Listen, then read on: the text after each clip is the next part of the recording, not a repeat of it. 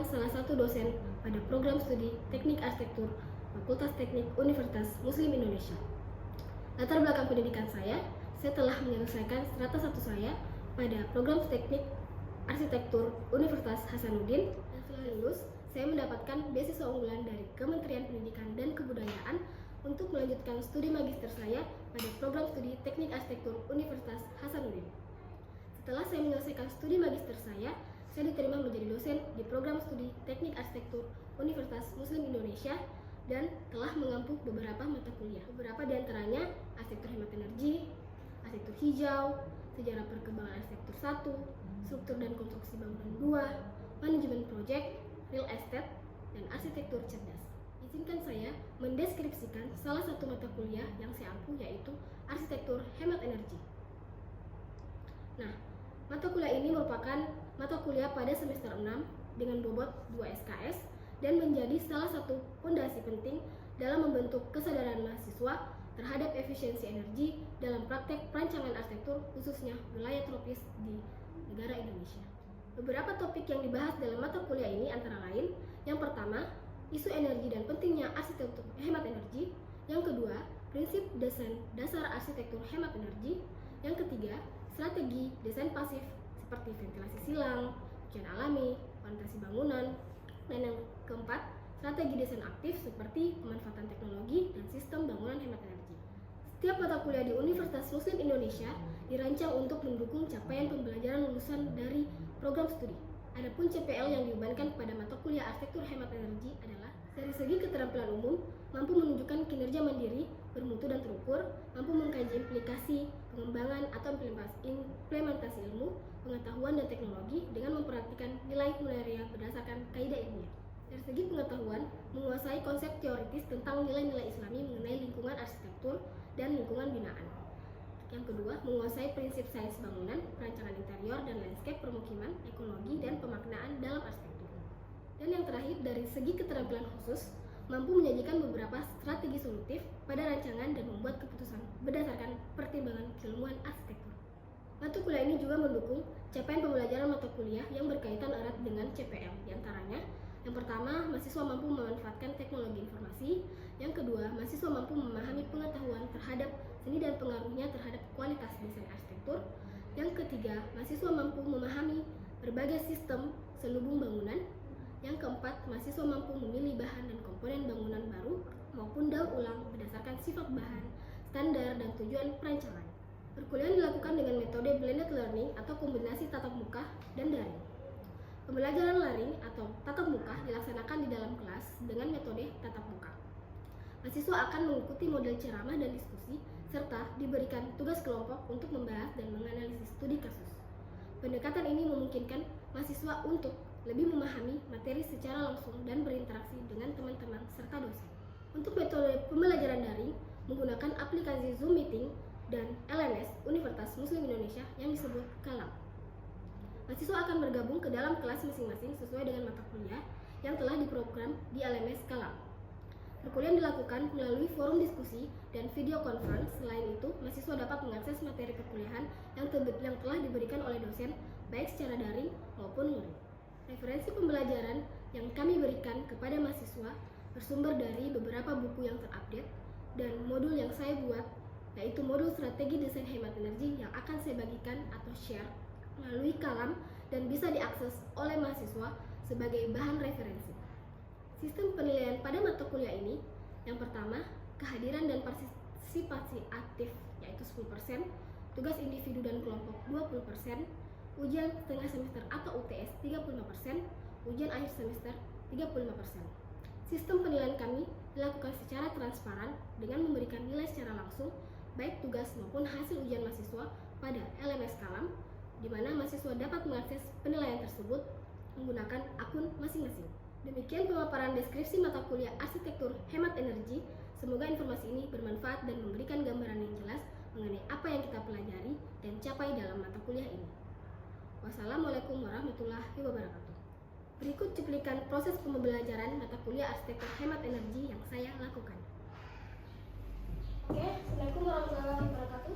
Waalaikumsalam warahmatullahi wabarakatuh. Bagaimana kabarnya hari ini? Baik.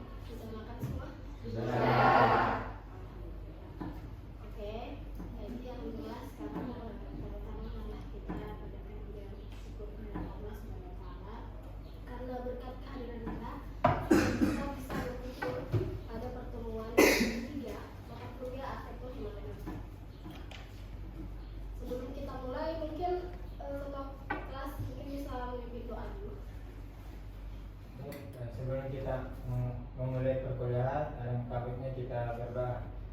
Subhanallah walhamdulillah wa la ilaha illallah wallahu akbar. A'udzubillahi minasyaitonir rajim. Bismillahirrahmanirrahim. Alhamdulillahi rabbil alamin. Allahumma shalli ala sayyidina Muhammad wa ala ali sayyidina Muhammad. Rabbi shrah li sadri wa yassir li amri wahlul 'uqdatam min lisani yafqahu qawli. Subhana rabbil izzati amma yasifun wa salamun 'alal mursalin walhamdulillahi rabbil alamin. Oke, nah jadi karena ketua kelas sudah memberi doa, artinya kita sudah bisa memulai perkuliahan hari ini.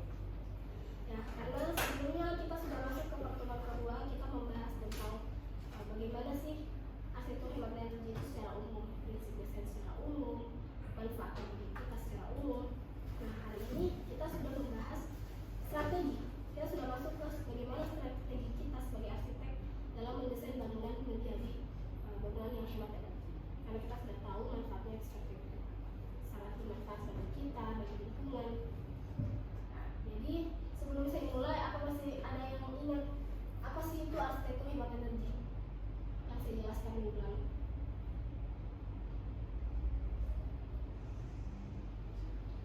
Oke. Nah, jadi apa itu arsitektur hemat energi? Jadi arsitektur hemat energi itu adalah arsitektur dengan kebutuhan energi yang serendah mungkin. Artinya kita sebagai arsitektur membuat bangunan itu memiliki energi yang serendah mungkin. Bagaimana caranya? Ya ada beberapa strategi, tidak asal desain. Itulah kita namanya arsitek. Ya. Nah, minggu lalu saya sempat ungkit strategi itu ada dua, strategi desain pasif dan strategi desain aktif. Ada bisa jelaskan apa itu strategi desain pasif dan apa itu strategi desain aktif? Mungkin Yukianto? Untuk desain desain fasad aktif itu Ibu biasanya menggunakan teknologi yang ada di zaman sekarang, Ibu. Sedangkan fasad pasif itu menggunakan lebih ke orientasi bangunan, bukan material, Ibu. Untuk mengurangi penggunaan energi di suatu bangunan, Ibu. Oke, jadi strategi pasif itu bedanya dengan strategi aktif. Kalau strategi pasif itu mengandalkan iklim, ya, mengandalkan iklim yang ada. Sedangkan kalau strategi aktif mengandalkan teknologi. Jadi strategi aktif itu mungkin bisa merupakan strategi tambahan. Ketika strategi pasif itu belum tidak mencukupi untuk mengurangi energi yang digunakan, maka dibutuhkanlah strategi aktif. Tapi ketika strategi pasif sudah cukup, kita tidak membutuhkan lagi strategi aktif. Oke? Nah, karena minggu ini kita akan membahas strategi pasif, insya Allah kita minggu depan lebih membahas strategi aktif itu. Nah, kita bahas dulu strategi pasif. Jadi strategi hemat energi itu sebenarnya ada dua. Selain strategi desain, ada strategi penggunaan alat elektronik. Tetapi karena kita di ranah arsitek, ya jelas kita akan mempelajari bagaimana strategi desainnya. Karena kalau strategi penggunaan alat elektronik itu bukan ranah kita. Nah, itu ranah mungkin orang elektro, ya.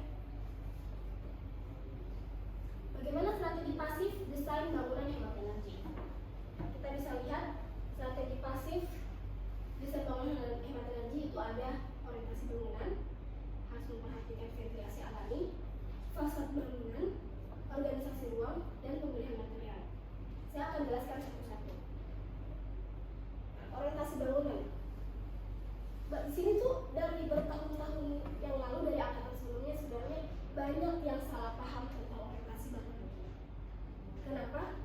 Banyak yang mengira bahwa orientasi yang baik itu adalah menghadap ke timbulnya matahari dan terbenamnya matahari. Padahal itu salah. Kalau kita memerlukan pencahayaan saja, oke, itu akan kita dapat maksimal pencahayaan matahari. Tapi ingat, Ingat, matahari yang masuk ke dalam bangunan itu beserta dengan panasnya. Kita tidak bisa atur panas, kamu jangan masuk ke dalam bangunan ini. Cukup cahaya saja kita tidak bisa atur. Nah, jadi sebenarnya dari hasil penelitian, orientasi yang baik untuk strategi bangunan hemat energi itu adalah orientasi ke utara dan selatan. Karena dari hasil penelitian itu memiliki orientasi ke utara dan selatan ini memiliki intensitas panas matahari yang lebih sedikit jika dibandingkan dengan orientasi timur utara.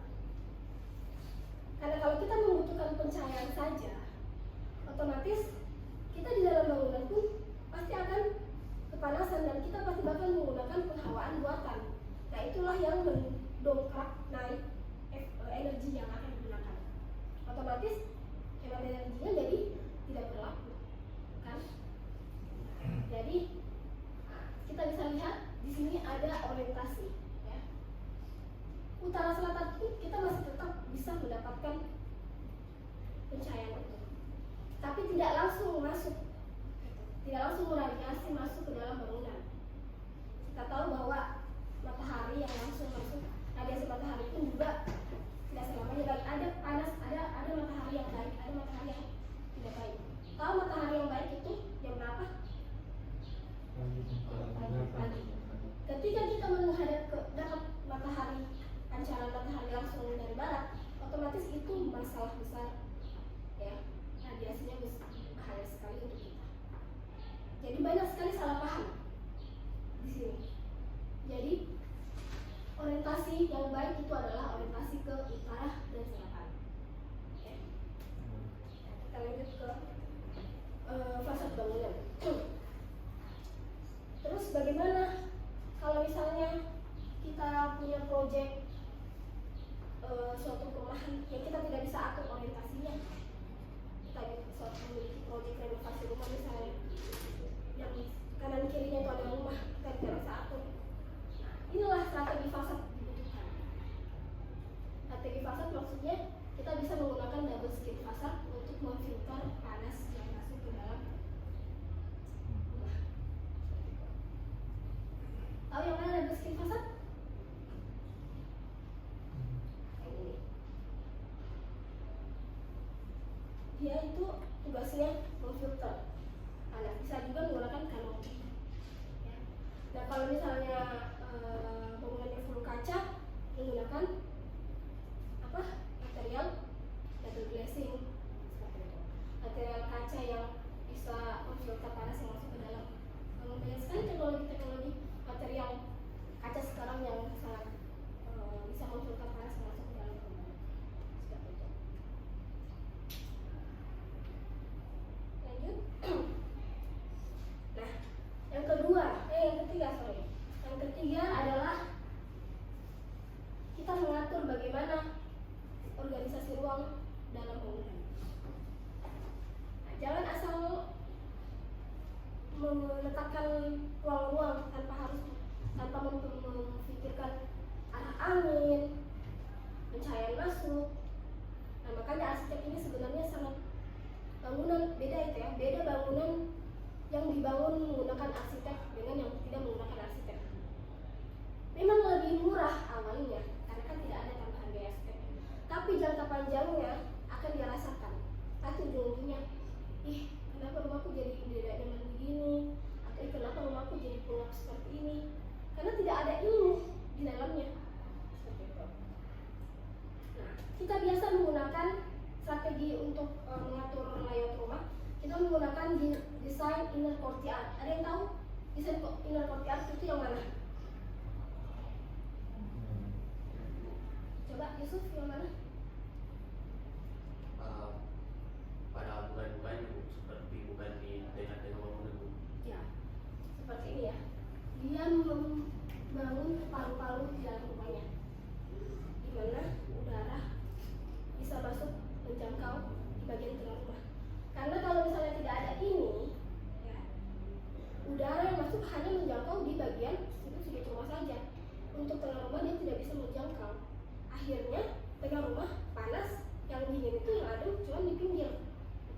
Otomatis dia masih membutuhkan penghawaan jangkau. Makanya perlu adanya bukaan di dalam supaya bisa menjangkau sudut-sudut di tengah udara, pencahayaan. Oke? Nah, ini juga banyak yang salah paham strategi ventilasi alam. Banyak orang bilang banyak bukaan sama dengan rumahnya itu adem. Padahal tidak, ada strateginya, semua ada strateginya. Seperti kita lihat ini, ya. Misalnya, menggunakan ventilasi silang meningkatkan aliran udara alami di dalam ruangan. Yang mana tuh ventilasi silang? Kita bisa lihat gambarnya. Ini anggaplah di mana ya? Nanya di sini ada bukaan jendela. Ventilasi silang itu adalah udara yang masuk bertukar. Ketika dia menempatkan bukaan saja pada satu sisi, maka udara itu terperangkap di dalam sini. Udara panas dan udara segar bercampur, akhirnya yang tadinya kita membutuhkan udara yang segar itu bercampur terkontaminasi dengan udara yang panas. Makanya penting adanya jalur aliran untuk keluarnya udara yang panas. Makanya kalau orang yang tanpa ilmu, ya, tidak tahu hal ini, dia bisa saja menggunakan bukaan tanpa menggunakan ventilasi silang, otomatis pasti akan tetap panas. Oke?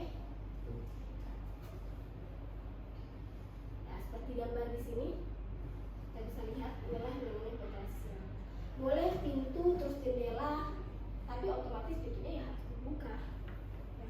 Boleh ventilasi jendela, boleh. Yang penting ada pertukaran udara. Seperti itu. Bagaimana kalau rumahnya kanan kirinya tertutup? Ya, kita tidak bisa menggunakan ventilasi silang. Nah, itu bisa menggunakan strategi aktif. Apa strategi aktifnya? Dia menggunakan exhaust kan? Exhaust artinya dia bisa tambahkan di sini exhaust dan anginnya bisa keluar dari sini. Itu. Jadi kalau strategi pasif tidak bisa digunakan, kita baru membutuhkan strategi aktif. Oke? Lanjut. Nah, pemilihan material bangunan. Nah, ini juga penting untuk strategi bangunan desain modern. Banyak juga orang yang salah paham. Banyak orang yang mementingkan harga. Nah, saya mau bahan atap spandek deh, karena genteng mahal. Nah, memang murah di awal, tapi jangka panjangnya akan dirasakan.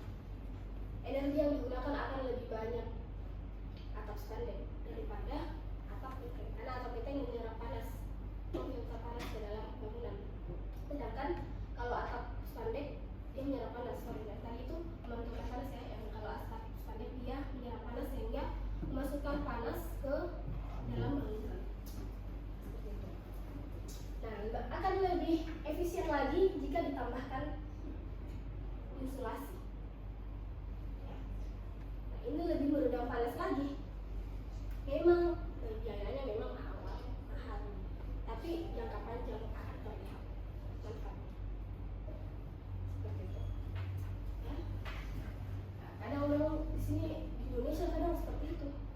Dia tidak mau mahal di awal, tapi ujung-ujungnya akan dia gunakan AC, ya, kipas, kita membutuhkan.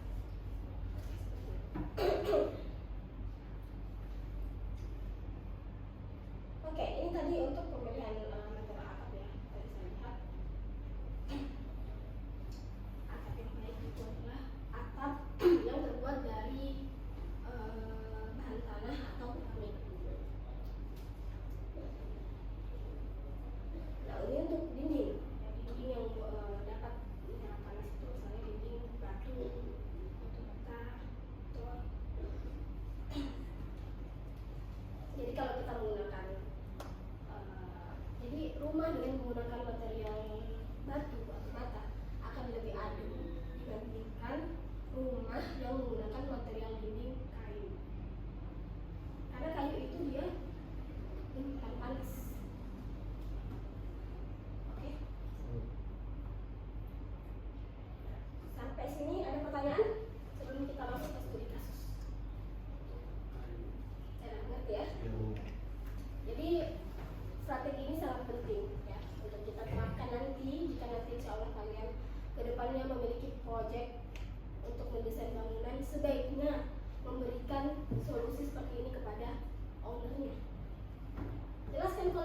bilang mahal, jelaskan manfaatnya seperti ini sampai akhirnya mereka tersadarkan. Nah, studi kasus, ada yang tahu bangunan ini kan? Tahu. Ini bangunan mall, salah satu mall di Makassar yang bersertifikasi arsitektur hijau. Kita tahu bangunan dengan arsitektur hijau itu penilaiannya seperti apa? Nah, salah satunya adalah efisiensi energi. Artinya, Mall Nipa sudah diakui bahwa dia adalah bangunan yang hemat energi. Sekarang, saya mau tanya kalian, dari materi yang saya berikan tadi, kira-kira kalau dilihat dari fotonya ini atau kalian pernah kesini, coba siapa yang bisa jelaskan strategi apa yang diterapkan Mall Nipa? Ya, silakan. Di Mall Nipa ini Bu, penerapan hemat energinya itu yang untuk penerapan pasifnya itu Bu, ventilasi silang sama inner Korea Bu, itu yang ada di gambarnya itu bisa dilihat. Terus Bu, untuk yang dari saya juga pernah ke sana juga, penerapan aktifnya itu Ibu, pemanfaatan air hujan vertical Bu. Terus juga ini Bu, memanfaatkan energi terbarukan, yaitu penggunaan panel surya. Lanjut. Ya, betul. Jadi strategi apa yang digunakan? Ya, kita bisa lihat ya, karena dia menerapkan tema semi outdoor, artinya dia membangun paru-paru di dalam bangunannya sendiri.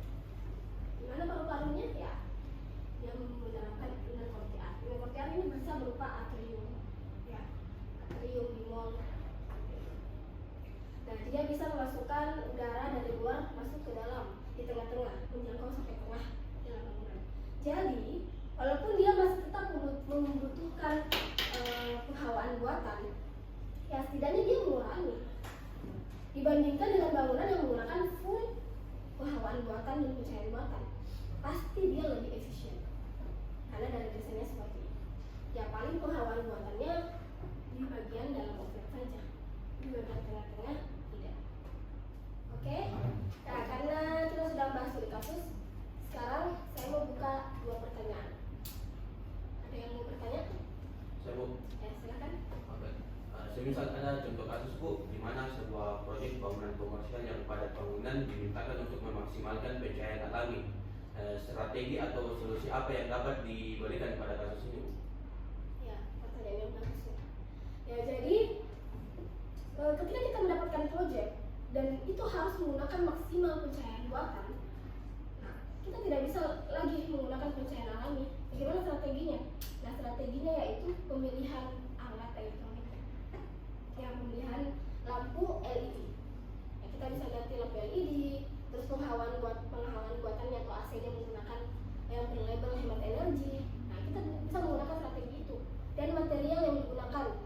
Nah, otomatis kalau kita menggunakan material yang bisa menahan panas yang masuk ke dalam, otomatis beban energi yang digunakan itu juga berkurang, karena kalau semakin keras kerjanya alat elektronik yang digunakan, maka semakin besar energi yang digunakan.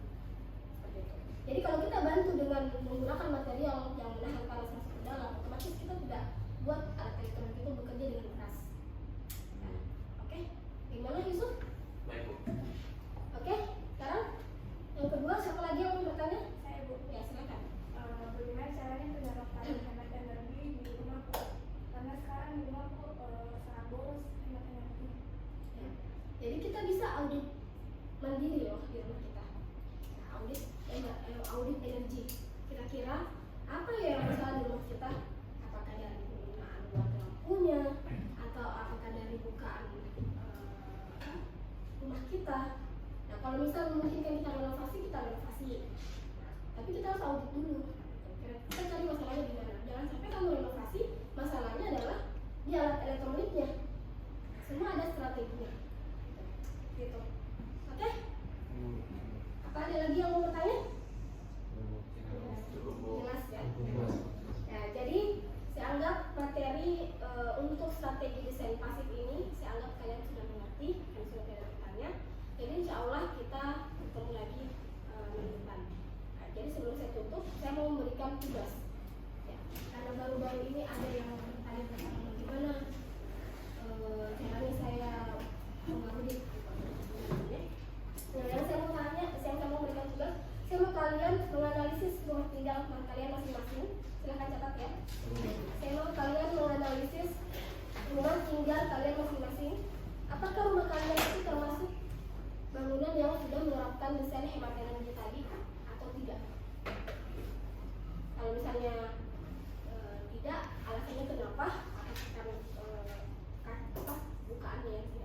gampang kah atau materi yang gini lah, kalian analisis. Dan saya mau kalian nanti kumpulkan tugasnya lewat Google Drive yang akan saya kirimkan nanti. Oke? Oke. Jadi nanti saya juga akan mengupload tugasnya di Kalam. Silakan kalian akses di mata kuliah atau materi di Kalam. Saya akan upload tugasnya, kalian bisa lihat secara detail apa yang akan kalian analisis. Oke? Oke. Kalau begitu, karena saya sudah memberikan tugasnya, mungkin saya akhiri program hari ini. Langsung saya tutup. Saya mau ketua kelas lagi untuk membacakan doa. Sebelum kita mengakhiri majelis kita untuk pertemuan hari ini, angka baiknya kita berdoa kepada majelis. Subhanakallahumma wa bihamdika asyhadu an la ilaha illa anta astaghfiruka wa atubu ilaik. Amin. Jadi tadi sudah dibacakan doa oleh ketua kelas, artinya program kita sudah selesai. Insya Allah kita ketemu lagi minggu depan di pembahasan berikutnya. Jangan lupa isi absen di Kalam, oke? Iya, Bu. Karena kalau kalian nggak isi, saya anggap tidak hadir. Oke? Jadi saya akhiri perkuliahan hari ini. Kalau misalnya ada salah kata, baik disengaja maupun tidak sengaja, mohon dimaafkan. Wabillahi taufiq wal hidayah. Assalamualaikum warahmatullahi wabarakatuh.